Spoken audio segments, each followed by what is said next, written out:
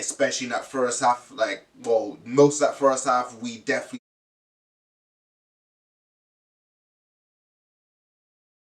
Hi guys, your boy Jamie here, and we're gonna be talking about Tottenham versus Brighton. Tottenham 2, Brighton 2, and bro, I felt that, bro. I am deflated. I am absolutely deflated. But before I continue, remember to like, comment, and subscribe to the channel. Let me know your thoughts if you have any things that I need to improve on and that. But yo, let's carry on. Yeah, Tottenham 2, Brighton 2, and I'm devastated. I'm devastated. I thought we were a better team throughout the game, especially in that first half. Like, well, most of that first half, we definitely deserved to be on top. Could have killed the game. We'll get to Xavi, but bro, what a player he was today. But let's talk about De Zerbi, because I feel like most of this vid needs to be spoken about De Zerbi and the differences between the Sunderland game and this game. The differences between the Sunderland game, there's three things. One, the personnel. Obviously, he brought Xavi in, which changed the game, which I've been crying for, which the whole fan base have been crying for Xavi to stop, because we play much better when Xavi is in this team. The Croatian, but yeah, we'll get to Xavi. But yeah, so personnel. So obviously brought Xavi back, and obviously he looked, Bentancur that just came back from an injury as well. Bentancur had probably his best game this season within a Tottenham shirt, but again, we'll carry on with Bentancur later on. Basuma, he dashed Basuma as well, back in, and I thought Basuma played well. Kept Gallagher within the team, and again, he played well. So the personnel changes that he made this game definitely changed the team. The second thing that changed was the tactics. In this game, we were pressing much higher up. Was pressing, so it was like Solanke pressing with Gallagher, with Xavi, and then we had Basuma pressing as well. Bentancur was the CDM, so he was playing the deep line playmaker role, and that worked perfectly, especially in the first half. And even the fullbacks, Undogi and Pedro Paul were pressing much more aggressively, especially in that first half. So the two things that he changed was the personnel and the tactics, and they worked completely. They definitely worked, and in that first half we were more dominant. We kept possession better.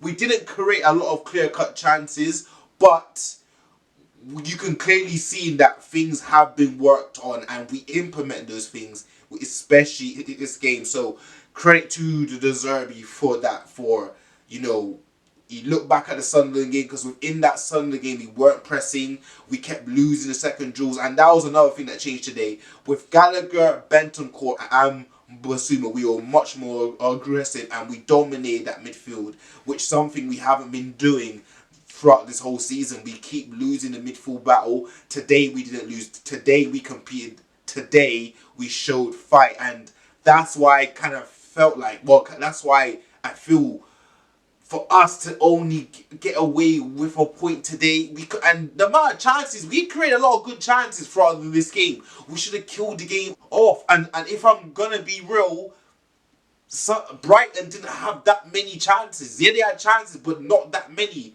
I'm very much happy with De Zerbi, the way he set out the team, the way he set us up to nullify Brighton. We were pressing them high. We kept making Brighton kick the ball long, which worked in our favour. And which I said, the opening 35 minutes, they were playing our game. They weren't playing Brighton's game, because they normally take the ball around and play good football. We didn't allow them to play good football, especially in that first 30 minutes. Obviously, the rest of the game, they got more into it as well. We started getting leggy. Obviously, we did make some changes as well, but we'll get to that. But yeah, De Zerbi, I'll give you credit for this. For me, we definitely deserve 3 points, but let's get to the goals that he scored. Now, listen, we got the ball on the left-hand side. Solanke gets the ball. He's dribbling. He passes it to Xavi. Xavi dribbles down. Xavi turns, and the dink over to the top to Pedro Porro was sublime. Now, I'm telling you, I've been calling for Xavi to start. You know why? Because only he this team, no Madison that can make that pass. That would even have the audacity to make that pass. And it pulled off. Like, it pulled off. Xavi is the truth. We need him, bro. I'm telling you right now, bro. We need him. He's such a good player. He has his flaws. He pissed me off this game as well. He has his flaws, but he's a player he's a player for now and he's a player for the future. Great goal from Pedro Porro. Great team goal. Second goal. Bergvall comes on the pitch. He wings the ball, but he gives it to Xavi. Xavi drives forward. He beats 2-3 man outside the box. Right foot, post and in. That is a player. That is a big player stepping up. With all the criticism that he gets from the fans, that the coaches never favoured him, Frank never favoured him, Two Garden never favoured him, but he stepped up today. A goal and assist when we're in a relegation battle. He cares for this club. And let's get to everything. In the first half, Xavi, you could have killed off the game. You could have squared it to Mawani and made it 2-0 before they scored the equaliser. And then again, Paulinho and Xavi, great move in the second half. Before Xavi scores, he could square it, but he shoots. Xavi, are too greedy. Xavi, I'm not going to lie, you're looking for headline. You're looking for headliners. You're trying to make the headlines. Bro, bake off. We're in a relegation battle. Forget the headlines. We need 3 points, brother. But Xavi played phenomenal. And those were the goals that we scored today. The goals that we conceded. Now, let's get to that. Bro, Brighton crossed the ball in at back post. Matoma is free wide. Porro tucks in way too deep, way too in. Matoma's free at back post. First time, half volley in. Kingsley, maybe he should save it, but Kingsley had a great game as well. Maybe Kingsley could do better, but listen, first time, like on the volley, fair play to Matoma, innit? That's 1-0. Second goal, yeah. Danso, I can't lie, Danso, you disappointed me, bro. Danso, you disappointed me, because how are you getting moved off the ball in the box? There's 3 minutes left. Danso takes a touch in the box. It's like he's trying to dribble out. Clear the ball first time. He doesn't clear the ball. He gets shoved off the ball. The Brighton player squares it back. They get the goal. And you're thinking we're 3 minutes away from our first win in 2026. And yes, in overall, Danso did have a good game. But you can't be fiddling around the back, taking touches, wasting time.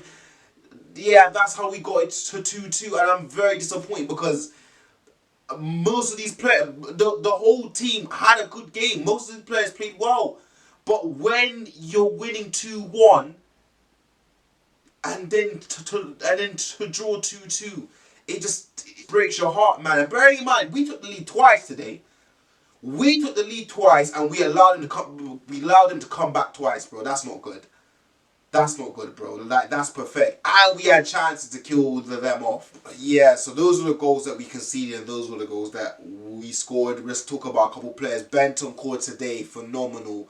I like the way how he was very composed on the ball. Not rash. He won a lot of ground duels. He done a lot of interceptions. Something that we haven't been getting. We haven't been doing. The midfield hasn't been doing that. Gray hasn't really been doing that. Bergvall hasn't really been doing that. So Sar. But Bentancur has a very good game and we're going to need him for the next game. So long may it continue. Basuma came in. I thought he played well. Drive the ball forward. Showing for the ball. Being combative. We needed that today and he showed that. Gallagher. The amount of runs Gallagher made today. He played well. He played still a lack of quality like on the ball. But overall he ran for the team. And we're going to need that in the relegation battle. We're going to need that. Another player that was impressive, of course, Xavi. I've already said him. But Solanke today, Solanke's moving like R9 with that feet. The footwork Solanke got, he may be half Brazilian. He may just be half Brazilian, bro. The touches, the dribbling is phenomenal from Solanke, but he needs to shoot more. He needs to shoot more. But overall, listen, the last player, Kingsley made some big saves today. Kingsley, that's your best game in a Tottenham shirt. That is your bet by far. Handling. I'm lost for words. I'm lost for words because Kingsley, I don't rate you. I don't. But you have to give credit when credit is due, brother. You stepped up today. You made some big saves. You were competent today. Kingsley, I'm not gonna lie, I don't want to see Vicario again. I don't. I don't want to see Vicario again. I want to see you in goal, big man. But yeah, I was impressed with the team. I was impressed with the desire. But we still need to win. We have 5 games left. We have got Wolves next week. Wolves are a must-win game. If we don't beat Wolves, we're not staying up. Fact. If we can't beat Wolves, we are not staying up. So the 5 games we have left, we have Wolves, Villa, Chelsea, Leeds, and the Everton. Obviously, cool. We draw to Brighton. We should have won, but we draw to Brighton, so we have to beat Wolves no matter what. We have to beat Wolves. Villa, depending how, obviously Villa are in the semi-finals of the Europa League, so depending how that goes, they may play a weaker side. Who knows? But listen, we have to beat Wolves no matter what. We just can't afford to lose no more games.